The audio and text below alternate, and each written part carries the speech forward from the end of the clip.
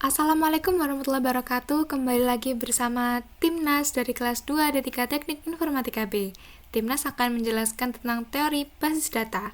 Sebelumnya, saya akan memperkenalkan anggota dari Timnas terlebih dahulu. Yang pertama ada Praditya Nafis Muhammad, NRP 32. Yang kedua ada Nadia Ayu Laksmi Dewi, NRP 37. Yang ketiga ada Zazabila Sekar Puranti, NRP 38. Pada kesempatan kali ini, Timnas akan membahas tentang bab 15, yaitu data mining. Yang pertama akan saya bahas adalah pendahuluannya. Apa itu data mining?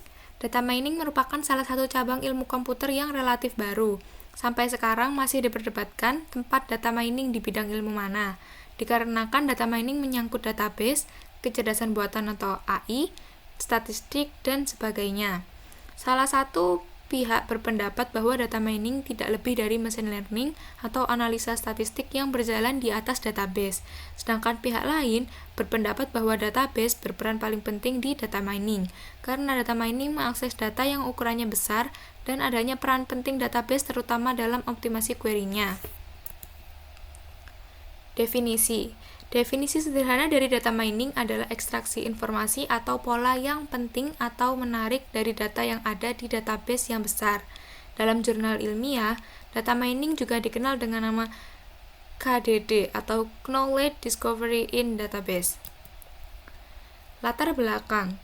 Kehadiran data mining dilatar belakangi dengan problema data exploitation yang dialami akhir-akhir ini, di mana banyak organisasi telah mengumpulkan data sekian tahun lamanya, yang terdiri dari data pembelian, data penjualan, data nasabah, data transaksi, dan sebagainya. Hampir semua data tersebut dimasukkan dengan menggunakan aplikasi komputer yang digunakan untuk menangani transaksi sehari-hari, yang kebanyakan merupakan OLTP, atau Online Transaction Processing. Model data mining. Dalam perkembangan teknologi data mining, terdapat model atau mode yang digunakan untuk melakukan proses penggalian informasi terhadap data-data yang ada. Menurut IBM, model data mining dapat dibagi menjadi dua bagian, yaitu verification model and discovery model. Verification model. Model ini menggunakan perkiraan atau hipotesis dari pengguna dan melakukan tes terhadap perkiraan yang diambil sebelumnya dengan menggunakan data-data yang ada. Penekanan terhadap model ini adalah terletak pada user yang bertanggung jawab terhadap penyusunan perkiraan atau hipotesis dan permasalahan pada data untuk meniadakan atau menegaskan hasil perkiraan atau hipotesis yang diambil. Yang selanjutnya adalah discovery model. Pada model ini berbeda dengan verification model, di mana pada model ini sistem secara langsung menemukan informasi-informasi penting yang tersembunyi dalam suatu data yang besar. Data-data yang ada kemudian dipilah-pilah untuk menemukan suatu pola, tren yang ada, dan keadaan umum pada saat itu tanpa adanya campur tangan dan tuntutan dari pengguna. Hasil temuan ini menyatakan fakta-fakta yang ada dalam data-data yang ditemukan dalam waktu yang sesingkat mungkin. Sebagai contoh, misalkan sebuah bank ingin menemukan kelompok-kelompok pelanggan yang dapat dijadikan target suatu produk yang akan dikeluarkan.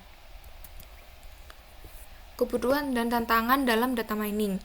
Hal-hal yang harus diperhatikan pada data mining adalah sebagai berikut. Yang pertama, penanganan berbagai tipe data. Yang kedua, efisiensi dari algoritma data mining. Yang ketiga, kegunaan, kepastian, dan keakuratan hasil. Yang keempat, ekspresi terhadap berbagai jenis hasil. Yang kelima, memperoleh informasi dari sumber-sumber data yang berbeda. Dan yang keenam, proteksi dan keamanan data. Fungsionalitas dalam data mining. Kebutuhan akan data mining semakin dirasakan dalam berbagai bidang. Data mining bersifat dependen terhadap aplikasi terkait. Ini berarti untuk aplikasi basis data yang berbeda, maka teknik data mining yang digunakan juga akan berbeda. Hal ini dikarenakan terdapat kelebihan dan kekurangan dari masing-masing metode pencarian informasi, sehingga kita harus menyesuaikan antara keperluan dan kebutuhan akan informasi dengan penerapan teknik pencarian yang akan digunakan. Selanjutnya, masih membahas tentang fungsionalitas dalam data mining, yaitu ada Mining Association Rule. Tugas utamanya adalah untuk menemukan suatu himpunan hubungan antar item dalam bentuk A1A sampai AAM, jadi B1A sampai ABN, di mana A for IE 1 sampai M dan B for JJ 1 sampai N adalah himpunan atribut nilai dari sekumpulan data yang relevan dalam suatu basis data. Sebagai contoh, dari suatu himpunan data transaksi, seseorang mungkin menemukan suatu hubungan berikut, yaitu jika seorang pelanggan membeli selai, ia biasanya juga membeli roti dalam satu transaksi yang sama. Selanjutnya ada generalisasi, pencatatan, dan karakterisasi data multilevel. Salah satu aplikasi data mining dan analisa data yang paling sering digunakan dalam hubungannya dengan basis data, sistem produksi adalah generalisasi dan pencatatan data, yang juga dikenal dengan beberapa nama lain seperti Online Analytical Processing atau OLAP. Basis data multidimensi, data cubes, abstraksi data, dan lain sebagainya. Generalisasi dan pencatatan data ini menampilkan karakteristik umum terhadap sekumpulan data yang dispesifikasikan oleh pemakai dalam basis data. Selanjutnya ada klasifikasi data. Aplikasi lain yang penting dari data mining adalah kemampuannya untuk melakukan proses klasifikasi pada suatu data dalam jumlah besar. Hal ini sering disebut mining classification rules. Klasifikasi data sendiri adalah suatu proses yang menemukan properti-properti yang sama pada sebuah himpunan objek di dalam sebuah basis data dan mengklasifikasinya ke dalam kelas-kelas yang berbeda menurut model klasifikasi yang ditetapkan. Selanjutnya ada analisis cluster. Pada dasarnya, clustering terhadap data adalah suatu proses untuk mengelompokkan sekumpulan data tanpa suatu atribut kelas yang telah didefinisikan sebelumnya. Berdasarkan pada prinsip konseptual clustering, yaitu memaksimalkan dan juga meminimalkan kemiripan intrakelas. Proses untuk mengelompokkan secara fisik atau abstrak objek-objek ke dalam bentuk kelas-kelas atau objek-objek yang serupa disebut dengan clustering atau unsupervised classification. Melakukan analisa dengan clustering akan sangat membantu untuk membentuk partisi-partisi yang berguna terhadap sejumlah himpunan objek dengan didasarkan pada prinsip divide and conquer yang mendekomposisikan suatu sistem skala besar menjadi komponen-komponen yang lebih kecil untuk menyederhanakan proses desain dan implementasi. Selanjutnya ada pencarian pola sekuensial. Fungsi pola sekuensial menganalisa sekumpulan record pada suatu periode waktu, misalnya untuk menganalisa tren.